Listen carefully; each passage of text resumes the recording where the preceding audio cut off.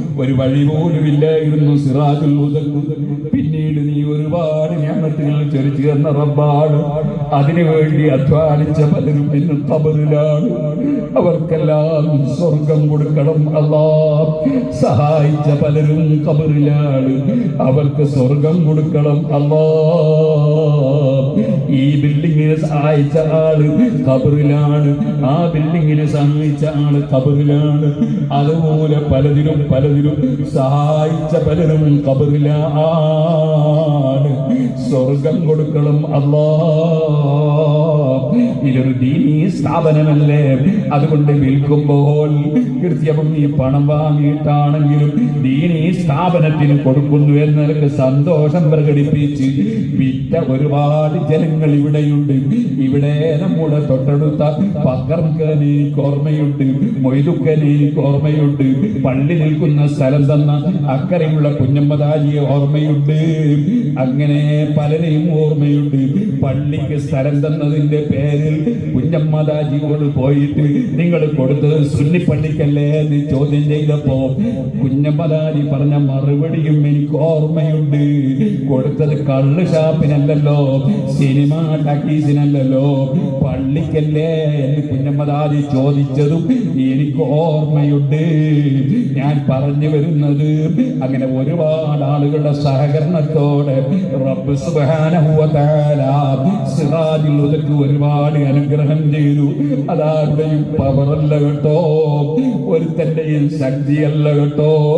അതല്ല, എന്നെയും നിങ്ങളെയും പടച്ച റബ്ബ് നമ്മൾ ജനിക്കുന്നതിന്റെ എത്രയോ കാലങ്ങൾക്ക് മുമ്പ് അവന്റെ ലൗഹുൽ മഹ്ഫൂദിൽ രേഖപ്പെടുത്തിയ കാര്യങ്ങൾ നടപ്പാക്കുകയാണ്.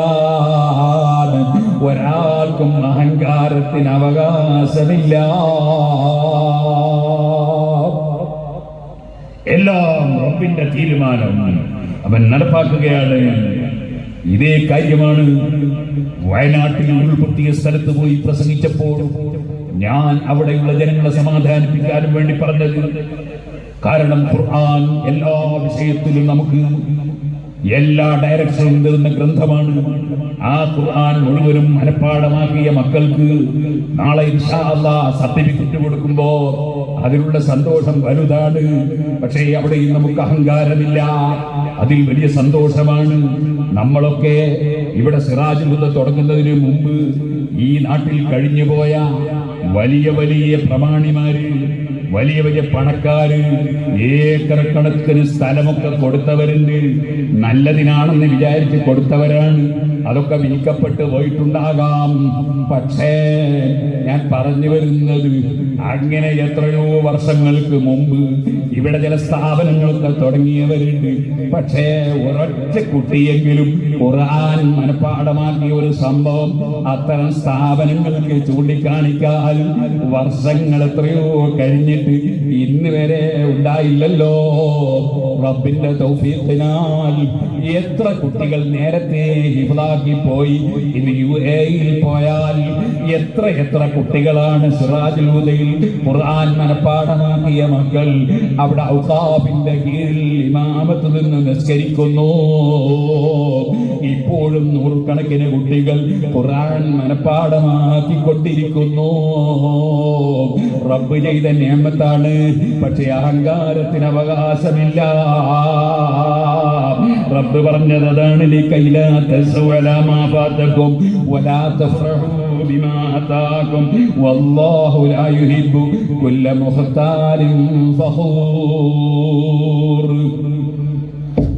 സ്റ്റാറ്റസ് നടിക്കുന്നവർ, അഹങ്കാരം പ്രകടിപ്പിക്കുന്നവർ, അവരെ അല്ലാഹു ഇഷ്ടപ്പെടില്ല. ഒന്നിന്റെ പേരിലും അഹങ്കരിച്ചുകൂടാ. മറിച്ച് വിനയാന്വിതരായി ജീവിക്കണം. ആരോഗ്യത്തിന്റെ പേരിലോ പണത്തിന്റെ പേരിലോ അധികാരത്തിന്റെ പേരിലോ ഒന്നിന്റെ പേരിലും അഹങ്കരിച്ചുകൂടാ. സുബ്ഹാനല്ലാഹ്. അഹങ്കാരത്തിന്റെ ഭാഷ ഉപയോഗിക്കുന്നവരില്ലേ? ആലിമീങ്ങളെ നിസ്സാരപ്പെടുത്തി സംസാരിക്കുന്നവരില്ലേ? ആലിമീങ്ങളെ ഏത്തടിപ്പിക്കണമെന്ന് വിചാരിക്കുന്നവരില്ലേ? മതത്തിന്റെ നിയമം പറഞ്ഞാൽ അഹങ്കാരമാണ്. അഹങ്കാരം, ആ അഹങ്കാരം ഒരു മുസ്ലിമിനും ഉണ്ടാകാൻ പാടില്ല. ഇതേപോലെ അഹങ്കാര ശൈലിയും ഉണ്ടാകാൻ പാടില്ല. വളരെ നിങ്ങൾ കണ്ടില്ലേ കലീമുല്ലാഹി മൂസ അലൈഹിസ്സലാമിനെയും ഹാറൂൻ നബി അലൈഹിസ്സലാമിനെയും ഫിർഔൻ എന്ന് പറയുന്ന ലോകാഹങ്കാരിയുടെ മുന്നിലേക്ക് അല്ലാഹു പറഞ്ഞേക്കുമ്പോൾ അല്ലാഹു പറഞ്ഞത് ഖൂലാ ലഹു ഖൗലൻ ലയ്യിനൻ, സൗമ്യമായി സംസാരിക്കണം ഫിർഔനോട്, സൗമ്യമായി സംസാരിക്കണം മൂസാ നബിയെ. ഫിർഔൻ എത്ര മോശക്കാരനാണെന്ന് അല്ലാഹുവിന് അറിയില്ലേ? പക്ഷെ എന്നാലും അതെ ദീനി ദഅവത്ത് നടത്തുന്ന, ദീനി പ്രബോധനം നടത്തുന്ന നമുക്കെല്ലാം പാഠമാണ്. മുർസലീങ്ങളുടെ അല്ലാഹു തആല കൊടുത്ത ആദാബുകൾ പാഠമാണ്. നമുക്ക് ദേഷ്യം പിടിക്കാൻ പാടില്ല. മുഖത്ത് നോക്കി ചീത്ത വിളിച്ചാൽ പോലും ദേഷ്യം പിടിക്കാൻ പാടില്ല. നമ്മൾ പ്രകോപിതരാകാൻ പാടില്ല. പ്രകോപനമുണ്ടാകുന്ന ശൈലിയിൽ സംസാരിക്കാൻ പാടില്ല. ഞാൻ ഈ അടുത്ത് ഒരു കറുത്ത കോട്ട് കൊണ്ടിട്ട് ഒരു പള്ളിയിലെ ഉള്ളുന്നു ഒരു ചെറുപ്പക്കാരൻ പ്രസംഗിക്കുന്ന ഒരു വോയിസ് കേട്ടു.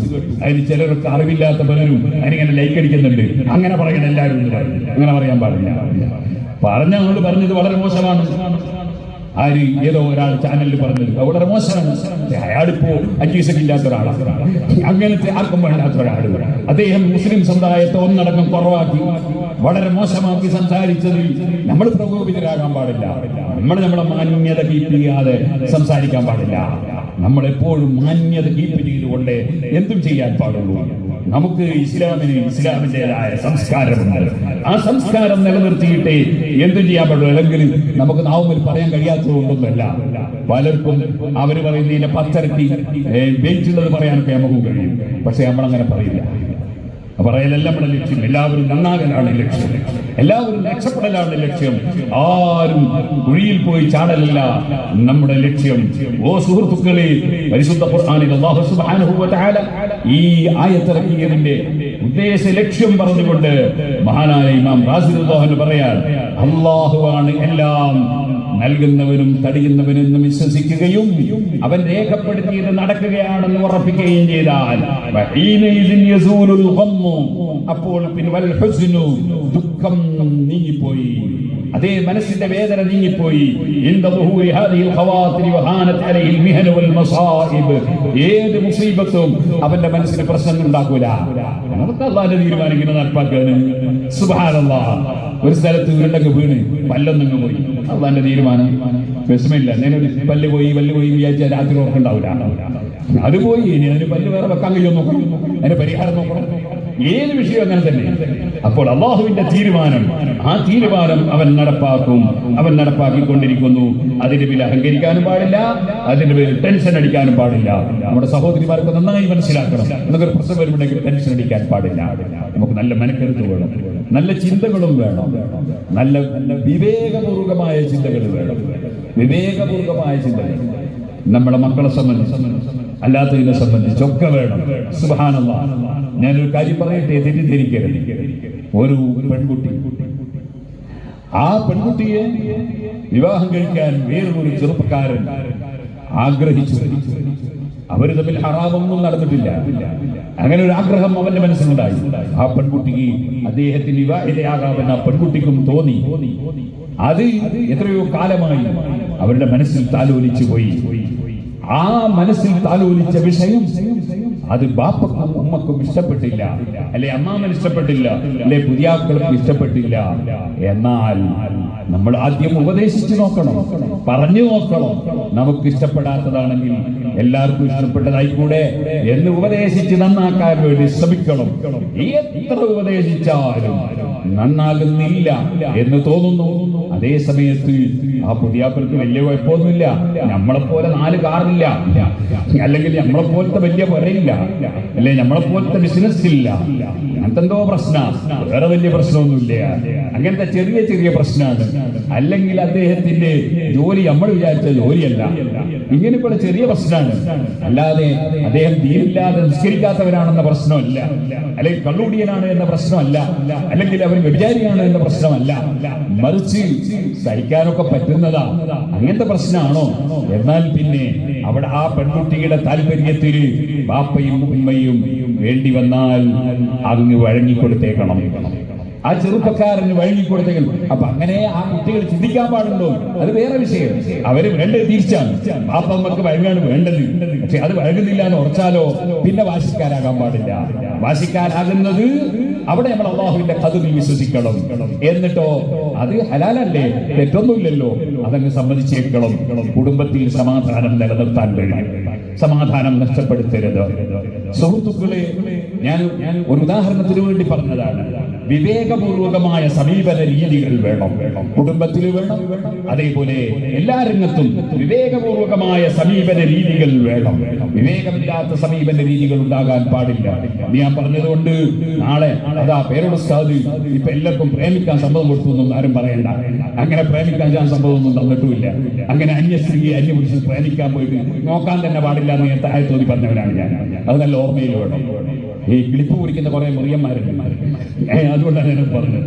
നേരത്തെ ഞാൻ ഒരു ആയത്തല്ല അവിടെ മാറ്റിയിരുന്നു, എന്നിട്ട് കിളിപ്പ് കുറിച്ചിട്ട് പലതും പ്രചരിപ്പിക്കും. അത്ര കിളിപ്പ് മുറിയന്മാരുടെ മുറി കേട്ടിട്ട് അത് തെറ്റിദ്ധരിച്ചു പോകാനും പാടില്ല.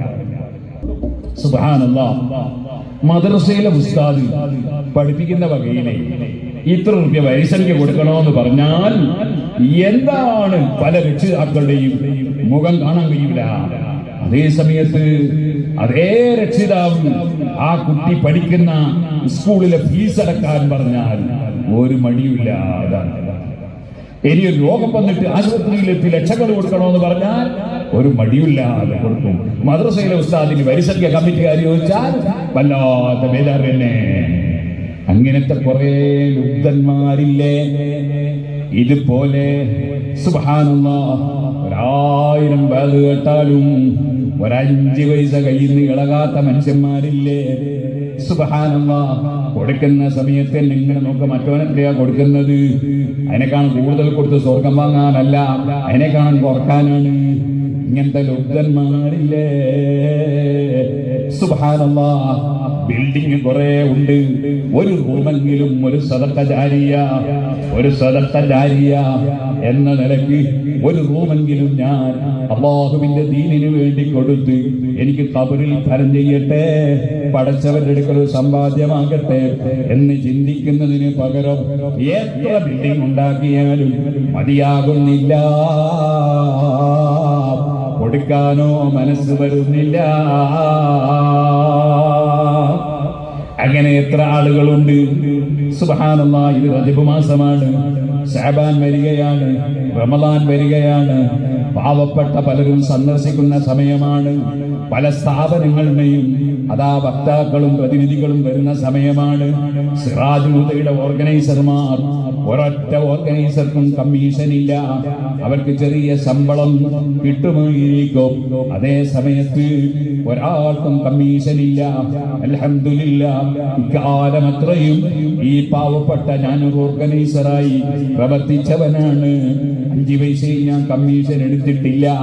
എന്റെ സഹപ്രവർത്തകരായ ഓർഗനൈസർമാർക്കും കമ്മീഷൻ ഇല്ല. ഞാൻ പറഞ്ഞു വരുന്നത്, ആ ഓർഗനൈസർമാർ വിദേശത്തും നാട്ടിലുമൊക്കെ കവറുകളുമായി ചിലപ്പോ വരും. ആ കവറുമായി വരുമ്പോ, ഓ മുസ്ലിം സമുദായമേ, നിങ്ങൾ കൊടുക്കുന്നത് വെറുതെ ആവൂല. സിറാജുൽ ഹുദ കാണാത്തവരൊക്കെ വന്നൊന്ന് കാണട്ടെ, നിങ്ങൾ കൊടുത്തത് വെറുതെ ആയിട്ടുണ്ടോ, അല്ല ഇവിടെ അത് കാണാനുണ്ടോ? ഇവിടെ മാത്രമല്ലല്ലോ, നിങ്ങൾ പാറക്കടവിൽ ചെന്നോളൂ, നാദാപുരത്ത് പോയിക്കോളൂ, വടകരയിൽ ചെന്നോളൂ, പേരമ്പലയിൽ ചെന്നോളൂ, മേപ്പയ്യൂരിൽ ചെന്നോളൂ, തലശ്ശേരിയിൽ പോയിക്കോളൂ, അതെ അങ്ങകലെ തൂവക്കുന്നിൽ പോയിക്കോളൂ, പെരിങ്ങത്തൂരിൽ പോയിക്കോളൂ. ഇനി ഇതിന്റെ പരിസരങ്ങളിൽ ഇന്നത്തെ അധ്യക്ഷനായ സുബൈർ ഉണ്ടല്ലോ, അദ്ദേഹത്തിന്റെ നാടായ ശാന്തിനഗർ ഒറ്റക്ക് പോകാൻ മടിച്ചിട്ട് നേരത്തെ ഇവിടെ ഉണ്ടായിരുന്ന പ്രസിദ്ധനായ ഡോക്ടർ ആലി സാഹിബിനെ കൂട്ടിയിട്ട് ഞാൻ അവിടെ രാത്രിയിൽ റമദാനിൽ പോയത് എനിക്ക് ഓർമ്മയുണ്ട്. ആ പ്രദേശത്ത് പോയി നോക്കോളൂ, അങ്ങനെ ഇതിന്റെ പരിസരങ്ങളൊക്കെ നോക്കോളൂ സുഹൃത്തുക്കളെ. അവിടെ എല്ലാം, എന്തിനധികം പറയണം, മലപ്പുറം ജില്ലയിലും വയനാട് ജില്ലയിലും കണ്ണൂർ ജില്ലയിലും അതിനപ്പുറത്തും അങ്ങനെ എവിടെയെല്ലാം സിറാജുൽ ഹുദയുടെ സേവനങ്ങൾ നടന്നിട്ടുണ്ട്. നിങ്ങളെപ്പോലുള്ള മോമിനീങ്ങളുടെ സഹായം കൊണ്ടല്ലേ റബ്ബേ സഹായിച്ചവരെ ഇനിയും നീ സഹായിക്കണം അല്ലാ. മരിച്ചു പോയവർക്ക് നീ ഖബറിൽ സന്തോഷം നൽകണേ അല്ലാ. നമ്മുടെ ഓർഗനൈസർമാര് വരുമ്പോ നല്ല പരിഗണന നൽകണം. നമ്മൾ ബഖീലന്മാരാകാൻ പാടില്ല. അല്ലദീന യബ്ഖലൂന, അതേ അല്ലാഹു പറയാണ്, ബുഖ്ലി കാണിക്കുന്ന കക്ഷികൾ ചിലര് സ്വന്തം ബഖീലായത് മാത്രമല്ല, സ്വന്തത്തിൽ കൊടുക്കൂല എന്ന് മാത്രമല്ല, പിന്നെ അടുത്തുള്ള ആളോട് പറയും അത്ര കൊടുക്കണോ, ഇനി എത്ര കൊടുത്താൽ ഞാനും കൊടുക്കേണ്ടി വരില്ലേ. ഇങ്ങനെ ചിലരുണ്ട് ഇനിയിപ്പോ ഒരു ദിന വരുമാനം കൊടുക്കണമെന്ന് പറഞ്ഞിട്ടുണ്ട്. നമ്മുടെ പ്രസ്ഥാനത്തിന് വേണ്ടി ഒരു ദിന വരുമാനം, ഒരു ദിനത്തിൽ വരുമാനം എത്രയാന്ന് പെടുത്തില്ലാത്ത എത്രയോ ആൾക്കാരുണ്ട്. എന്നാലും കണക്ക് വെച്ചിട്ടെങ്കിലും കൊടുക്കട്ടെ. സുബ്ഹാനല്ലാഹ്. അങ്ങനെ കൊടുക്കാൻ പറയുമ്പോ അല്ല ഇപ്പൊ കഴിഞ്ഞ മാസല്ലേ SOS സമ്മേളനത്തിന് 100 കൊടുത്ത് അല്ല 200 കൊടുത്തത് ചിന്തിക്കുന്ന മനുഷ്യന്മാരുണ്ട്. അതിന്റെ ശേഷം നീ ഒന്നും വാങ്ങിയില്ല. അങ്ങനെ ചിന്തിക്കുന്നതിന് പകരം ഇനി അഥവാ അങ്ങനെ ചിന്തിക്കാത്തവരുണ്ടെങ്കിൽ അവനെ ചിന്തിപ്പിക്കുന്നവരുണ്ട് എന്നാണ് ഖുർആൻ പറഞ്ഞത്. ലുബ്ധത കൊണ്ട് മനുഷ്യന്മാരോട് കൽപ്പിക്കുന്നവർ, ലുബ്ധത കൊണ്ട് കൽപ്പിക്കുന്നവർ, കൊടുക്കുന്നത് ഇല്ലാതെയാക്കുന്നവർ.